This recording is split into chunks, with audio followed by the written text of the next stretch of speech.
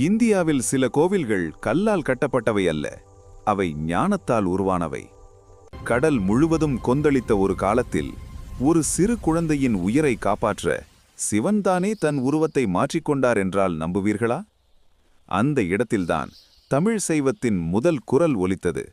தேவாரம் பிறந்தது. ஞானம் மனிதனுக்குள் புகுந்தது. இது ஒரு கோவில் கதை அல்ல, இது சைவ சமயத்தின் ஆரம்ப புள்ளி. இதுதான் சீர்காழி சட்டைமாதர் கோயில். தமிழ்நாட்டின் மயிலாடுதுறை மாவட்டத்தில் அமைந்துள்ள சீர்காழி, பிரம்மபுரம், வேணுபுரம், திருக்காழி என பல புனித நாமங்களால் அழைக்கப்படும் தலம். இந்த கோவிலின் மிகப்பெரிய அதிசயம் அதன் 3 அடுக்கு கட்டமைப்பு. கீழ்த்தளம் பூலோகம், நடுத்தளம் புவர்லோகம், மேல்தளம் ஸ்வர்கலோகம். இந்த 3 நிலைகளிலும் சிவன் வெவ்வேறு ரூபங்களில் அருள் பாலிக்கிறார். மேல்தளத்தில் இருக்கும் சிவனே சட்டைநாதர்.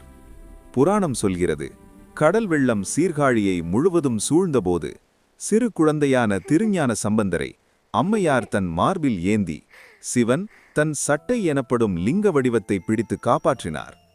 அந்த அதிசய தருணத்தில்தான் சம்பந்தர் ஞானப்பால் பெற்றார். மற்றும் தோடுடைய செவியன் என தமிழ் சைவத்தின் முதல் தேவாரப் பாடல் இந்த மண்ணில்தான் ஒலித்தது.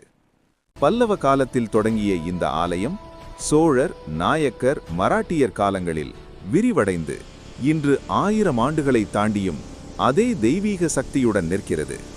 சீர்காழி சட்டைநாதர் கோயில் ஒரு பழைய கோவில் மட்டுமல்ல, அது ஒரு ஞான பிறப்பு தலம். இங்கு சிவன் வழிபடப்படுவதில்லை, இங்கு ஞானம் வழிபடப்படுகிறது. பக்தி, அறிவு, ஆன்மீகம் 3ம் ஒன்றாகும் இடம் இது. காலங்கள் மாறலாம், மனிதன் மாறலாம், ஆனால் இந்த மண்ணில் பிறந்த ஞானம் என்றைக்கும் மாறாது. சீர்காழி நமக்கு சொல்லும் செய்தி ஒன்றே, உண்மையான தெய்வீகம் கல்லில் இல்லை, அது மனிதன் உணரும் ஞானத்தில்தான். இந்த சக்தி வாய்ந்த அதிசயத்தை நீங்கள் நம்பினால் கமெண்டில் ஓம் நம சிவாய என்று டைப் செய்யுங்கள். மேலும் பல பாரத ரகசியங்களை அறிய ஃபாலோ செய்யுங்கள்.